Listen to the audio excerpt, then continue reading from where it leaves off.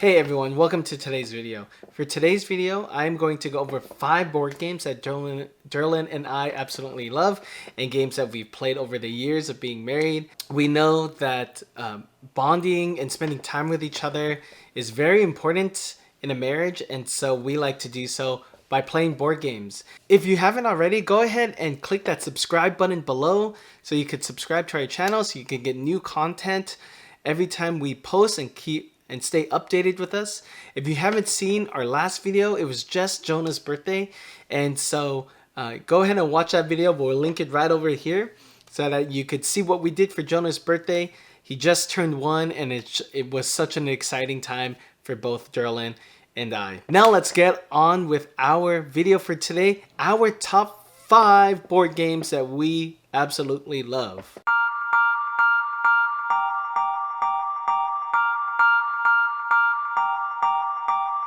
For each board game that I list today, I'm not going to go in much detail of the rules of the game or how to win the game or even how to play the game. Instead, I'm just going to give a brief overview of the game itself and talk a little bit about why Derlin and I love it, and kind of give you a feel of what the game is like. But again, if you want to check out any of the games, or if you have any questions about any of the games that I talk about today, go ahead and comment down below. Let's get on to our board games. Our first board game today is Ticket to Ride. Ticket to Ride is a game where you are trying to build routes from city to city in order to fulfill destination tickets that grant you points. During your turn, you can collect train tickets, get more destination tickets, or build routes. Because the gameplay is simple to pick up, it is a perfect game to introduce to someone who's just getting into board games. But that doesn't mean that Ticket to Ride is an easy game to master, or like a game that you could win almost every time.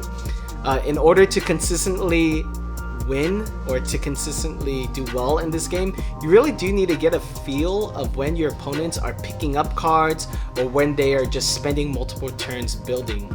The trick here is that any person could end the game whenever they build enough routes. So this forces you as their opponent to really be aware of what's going on and to just really be cognizant of what they are doing, because if you spend too much time collecting cards, or you spend too much time trying to be greedy and collecting more destination cards, then the game could end in an instant and you are stuck with either no routes built or lots of negative points. And so Ticket to Ride, I really recommend this game because it is so easy to learn, and but it provides enough challenge for those that are just starting board games. Derlin and I love Ticket to Ride because it's easy to learn, it scales well with more people, and because it reminds us of the time when Derlin and I first became friends. Pandemic is a cooperative style game where you work together in order to find cures for 4 different diseases. Obviously, this game is super relevant for today with COVID going on, and in the game, each player is assigned a role that comes with a special action or ability that only that person can do. Throughout the game, each player is trying to manage the diseases represented by the cubes on the board, and they are also trying to collect cards in order to find the cure to one of the diseases.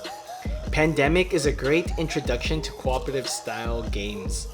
Just like with Ticket to Ride, it is easy to pick up. The rules are very simple to learn.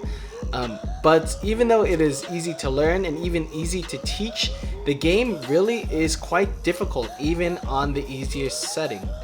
It almost feels like if you mismanage a turn or even waste a turn for some reason, that the viruses can quickly overwhelm the players, and in an instant the game is over and both of you guys lose.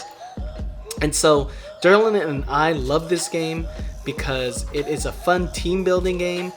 It's easy to set up and break down. It literally probably takes like 30-45 seconds to set up and break down, and because it is especially relevant to today's world. Our next game on the list is 7 Wonders Duel.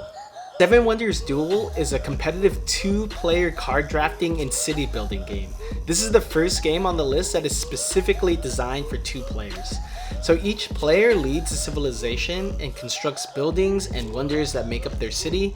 The main objective of this game is to score as many points possible through the cards that you draft and the wonders that you build.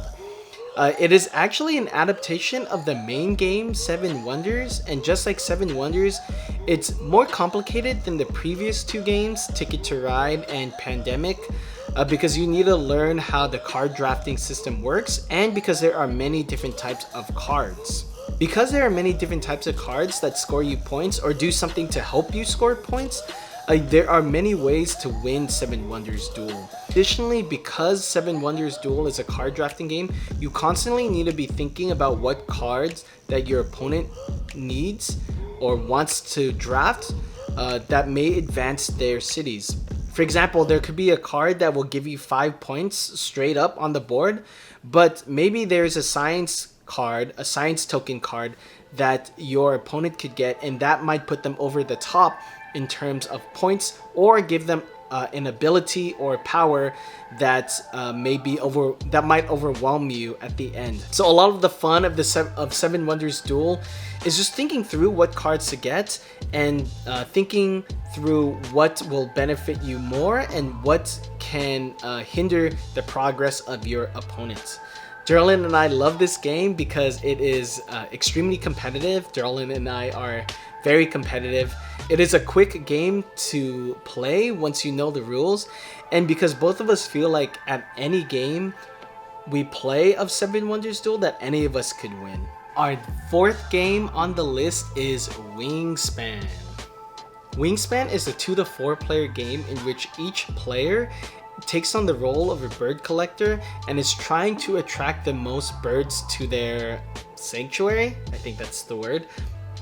A Wingspan is a card collecting and engine building game that challenges players to think carefully of their actions and to maximize their turns. In Wingspan, each player has a limited number of turns, and so it really forces you to really think about what would be most efficient and what will get you the most points, or at least advance your board so that you could get more points later. So each bird that you are trying to collect has different point worths, they have different nest sizes, and they have different powers, and all of that works together in order for you to advance your bird collection and for you to hopefully get the most points. One of the key differences of each bird is where each bird can be played. So there are 3 different habitats: the wetlands, the grasslands, and the woodlands.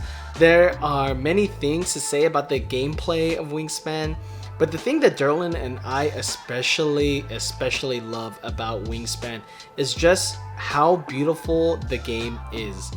The game really is very well designed in terms of its artwork. Additionally, the game's parts and components are very well made. They even had like a layout out of how to put the things back into the box, and Derlin and I both really appreciate that part of the game. Just like the art and everything that is like all of the extra stuff in the game really adds to the gameplay experience as a whole.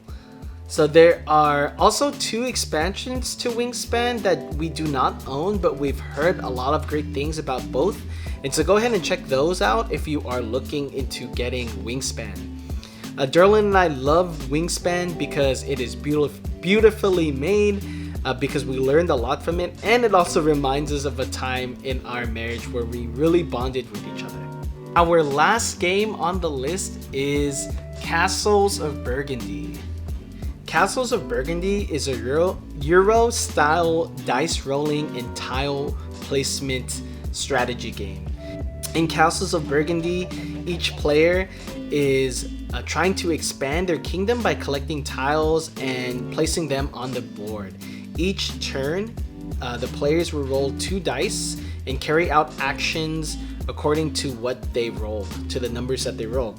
And so there is RNG, in other words, randomness, that is built into this game. The good thing though is that Castles of Burgundy does a great job of making you feel like you are doing something every turn, even though you might not roll the number that you especially need. So another characteristic of European style games is that there aren't many like gotcha moments. In other words, there aren't many times in the game where you are destroying something that your opponent built, or like your opponent doesn't destroy or take away or really like hinder anything that you are doing. This is a great game for those of you who really like Settlers of Catan, because this game has dice rolling and tile placements, and so it really does give you that feel of Settlers of Catan, but on a more advanced level.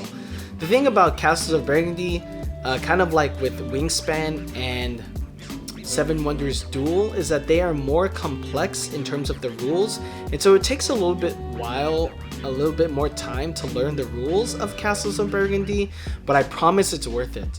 Derlin and I really love this game because we think that it's very well designed for competitive play. We both think that we are better than the other, which means that it must be balanced and well designed in terms of the competitiveness. And also because there is a mobile application that Derlin and I played of this game, that we played while Derlin was in the hospital about to give birth to Jonah. That was the last board game on our list. Again, the 5 board games that Derlin and I love and recommend that you play are Ticket to Ride, Pandemic, Seven Wonders Duel, Wingspan, and Castles of Burgundy. If you haven't already, go ahead and click that thumbs up button down below to like our video, subscribe to our channel if you haven't already, to stay updated with us. If you have any questions about any of the board games that we have, any of the board games we mentioned, or any other recommendations that you have, or questions you have about any of the board games, please let us know in the comments down below. I will be more than happy to answer your questions and to give you a recommendation if you're looking for a board game. Thanks for watching today's video, and we will see you in the next one. Bye everyone.